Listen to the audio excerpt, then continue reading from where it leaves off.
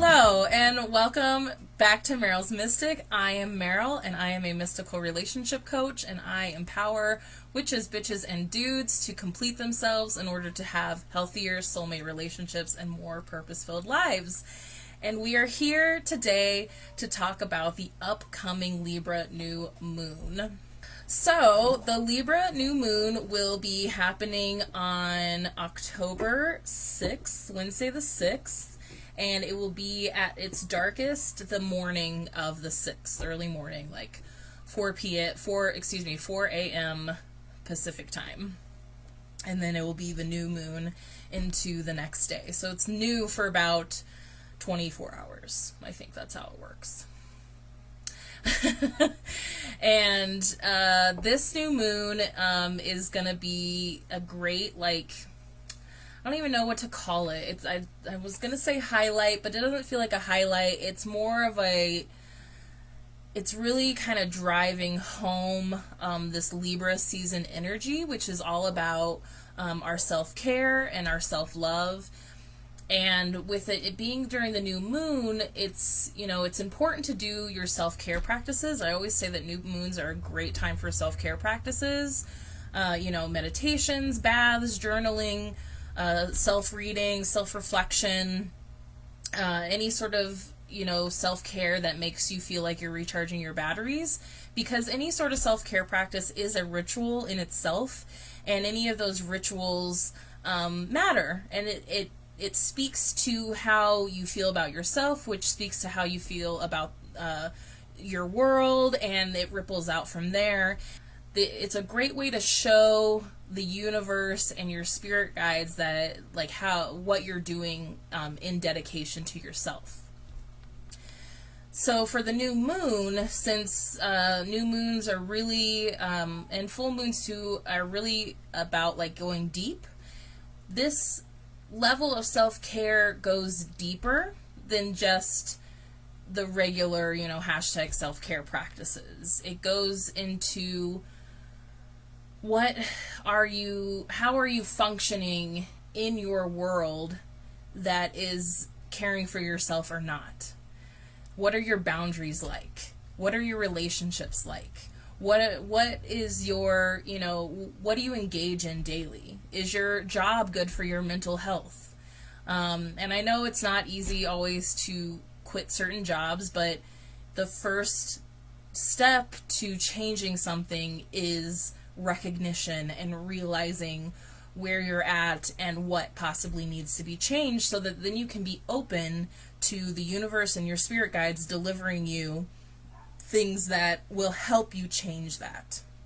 But you have to be open and willing for that to happen, and you have to recognize where things need to change. So these are about big, deep changes that need to happen.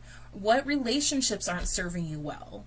Who's not good for your, emotional and mental health? Because your emotional and mental health affects your physical health, and vice versa. So what are there some practices that you're doing to your physical vessel that might be contributing to your mental or emotional health also? So it's really about awareness also in those realms, and then being open to the changes. So let's pull some cards to find out a little bit more about this moon.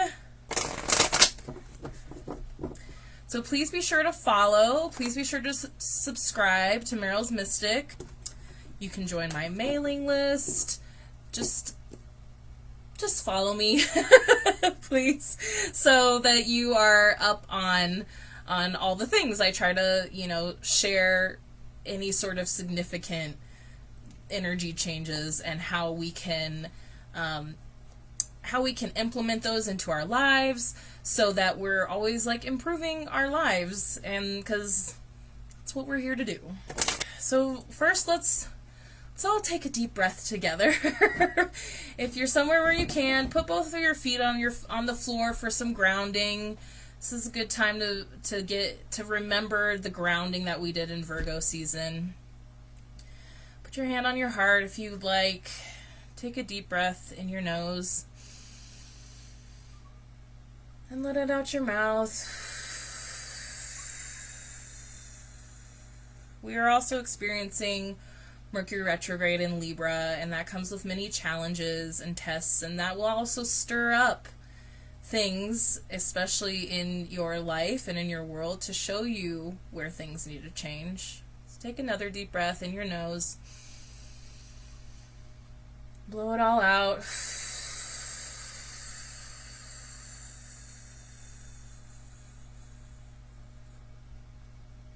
One more.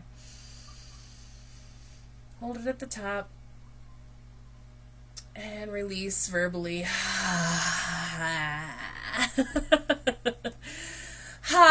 Shake it off. And remember to do that when you're in some retrograde moments. Oh, here we go. That was fast. Okay. Let's see what we got going on here. All right. So first we have the Knight of Cups. And I like this for our self-love because the Knight of Cups is like the romantic knight. The thing about the knights is that they're always on the move. So this isn't necessarily like a love interest, and if it is a love interest, then they're probably not going to stick around for very long. I feel like when this knight comes up in like romantic readings, relationship readings, usually they're like a rebound or like a fuckboy type of energy. But when we're talking about this Libra season, this Libra New Moon, and self-care, the Knight of Cups also comes up a lot, because the thing about caring for ourselves and nurturing for ourselves has to come from a place of love. And it can be really difficult to love ourselves. Sometimes it can be difficult to like ourselves. And you need to start, if you're having trouble loving yourself, you have to start with like. And if you're having trouble liking yourself, just find some things to be grateful about that you have, and find some things to admire about yourself.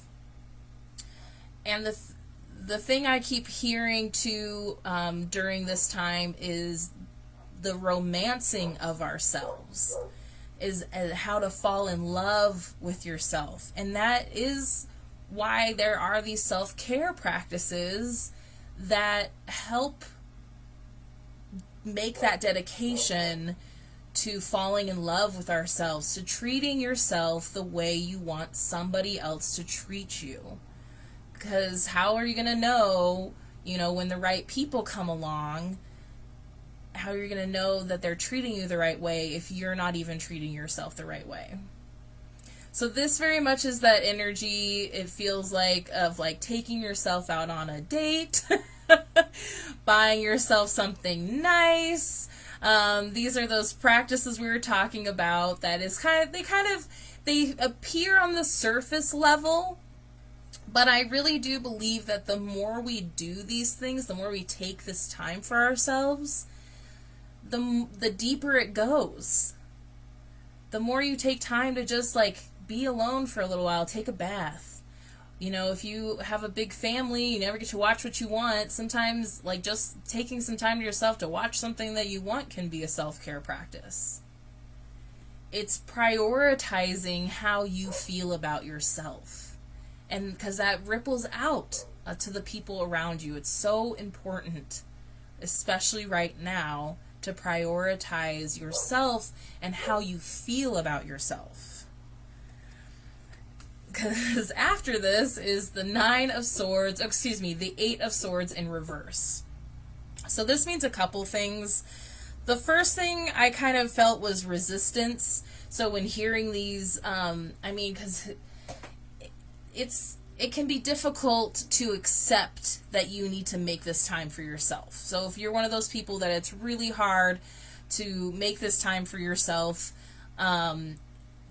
you're playing all these mind games with yourself, basically, convincing yourself like why you can't do it, why you don't have the time or the money or the energy or something about it's these limiting beliefs that we tell ourselves why we can't do these things to ourselves, for ourselves.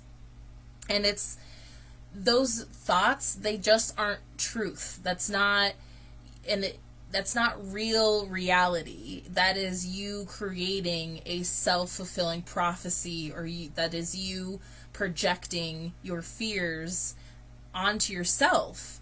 And the thing about the Eight of Swords is that it's an illusion of entrapment that you put on yourself. Like, what are the excuses? And the thing about it being in reverse is it's also referencing the card before it, the Seven of Swords, which is like a sneaky kind of energy where it's like, are you actually being truthful with yourself, or are you just blowing yourself off? And why? And what are you making more important than yourself also? Why are you making other things more important than yourself? It reminds me of my mom and I were just talking about this, that because I mentioned that when my partner comes home, I gotta give him his time before, and I'm a very, like, touchy-feely, emotional, loving person. And so, like, he knows, like, I've told him part of my deal is, like, you have to hug me every day. Like, I am a Care Bear. You have to hug me every day. I need that in my life. And I have to also recognize that he works really hard for us in a really hard job, mentally and physically. And so when he comes home, I have to make sure I give him his time. Like, he likes to go in the bathroom and be on his phone and take a shower and do his thing, for the first, like, 20, 30 minutes he's home. And so, like, he says hi, and he goes and does that. And then and then after he comes out and he's, ready to just chill, then that's my hug time. and then I get the hugs. And I was mentioning this to my mom, it's just something we figured out, and she mentioned that when we were younger, when she got home, we wanted to, like, tell her about what was going on and this and that, and, like, be right in her face right away as kids. And my dad had to step in and say, like, you gotta give your mom, like, 20 minutes just to, like, she's worked really hard all day, then you gotta drive, then you have to commute, and like, people just need this downtime, a little recharge, because the minute you force it, you're not giving your people your best. You're not giving your family or whoever you come home to your best self. If you're forcing to be okay for them when you're really not okay. Like, you're still a human. You're still a person. And I was like, oh, I don't even remember that. I'm glad. I hope that we did that for you.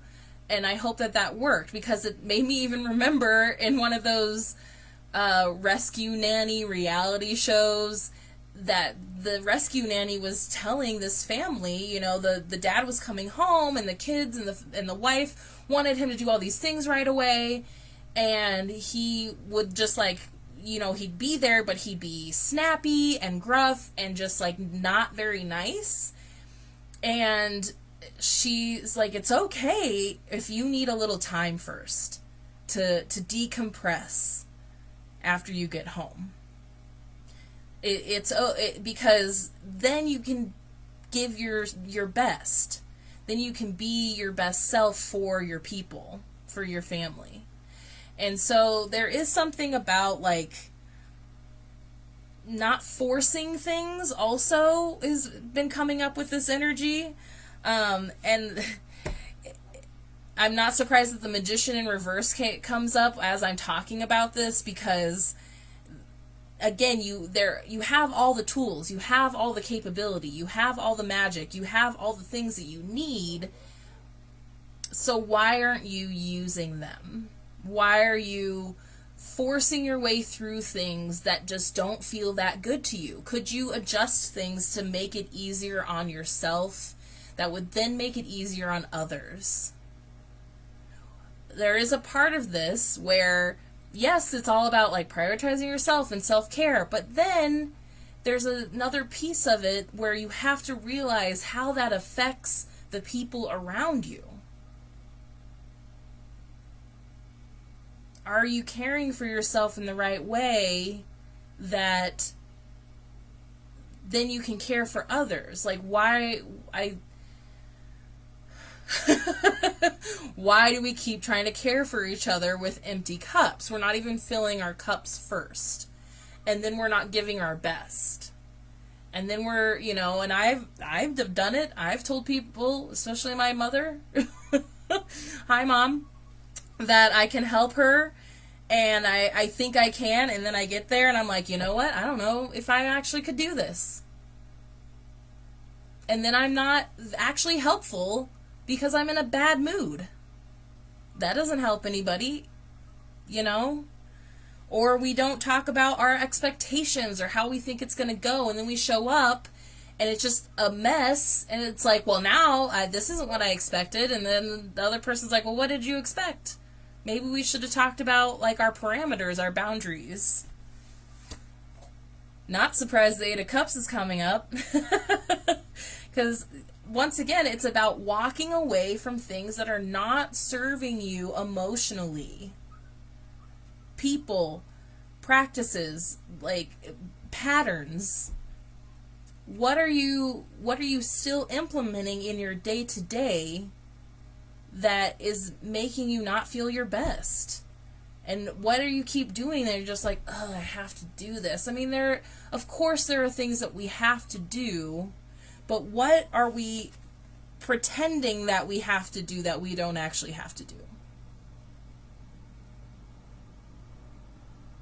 Because you could be doing this, but you're getting caught in this.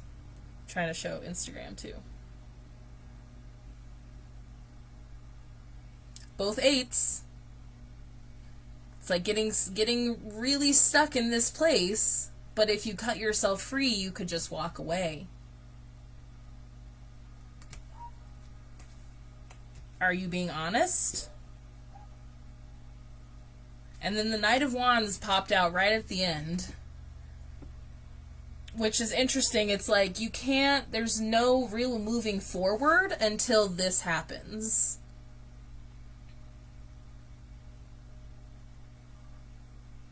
Like, this would be a great way to move forward. The Knight of Wands is like passionate. They know where they're going. They know how they're getting there. But unless you take that first step away from what's no longer serving you, you're not going anywhere. Stalled. So it's like needing to go with the self-love first. I like how they're bookending, because it's like you have to do this piece first before you move on. You have to do the things for yourself before you can continue down on your path of purpose.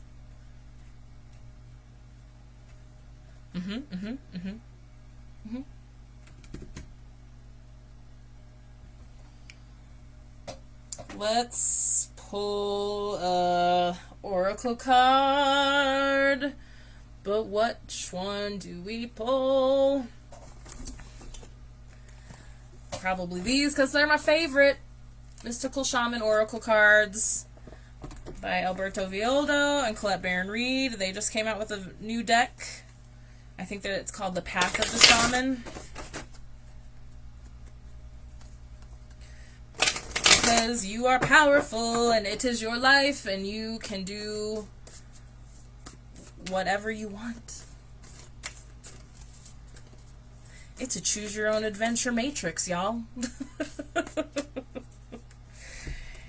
Here we go. Okay, we got water and the arrow. Both upright.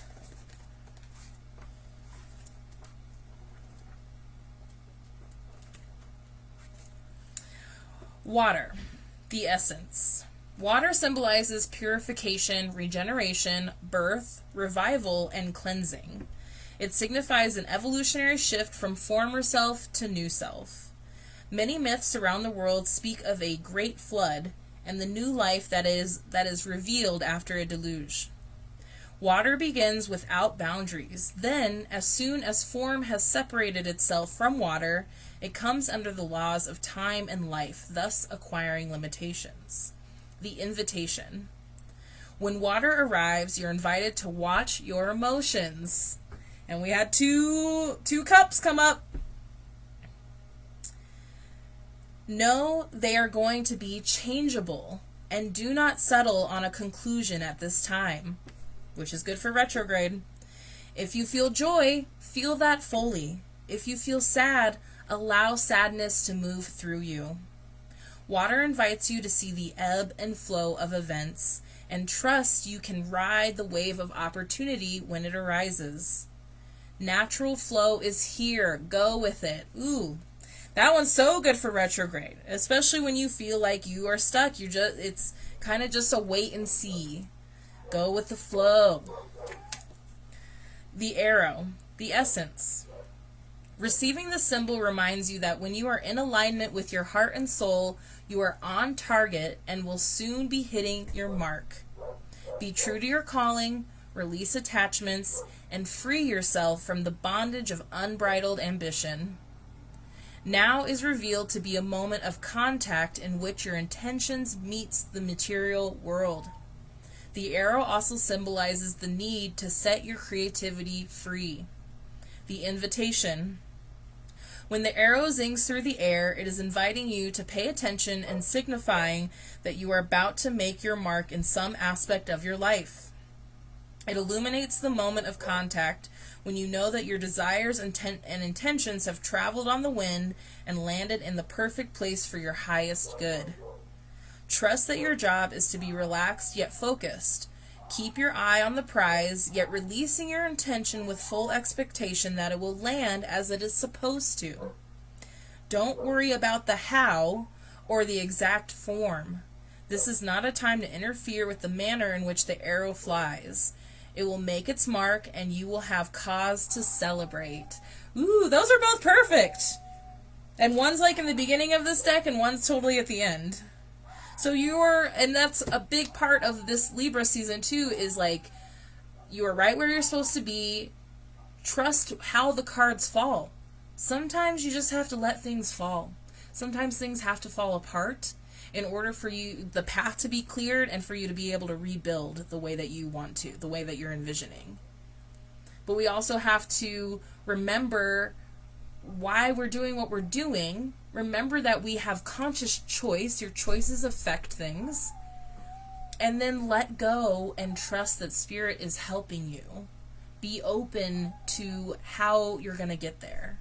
Be open to what's going to be at the end. Okay? It still feels good. I know that we're all having some retrograde moments, or we're having to hold space for those around us that are having retrograde moments, but we have to trust that it's all going to work out. I promise you, it will.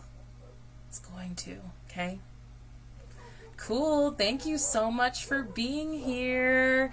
That is just your general energy reading for the Libra New Moon coming up on October 6th. Please be sure to keep following for all of the updates. The next live will be Friday the 15th.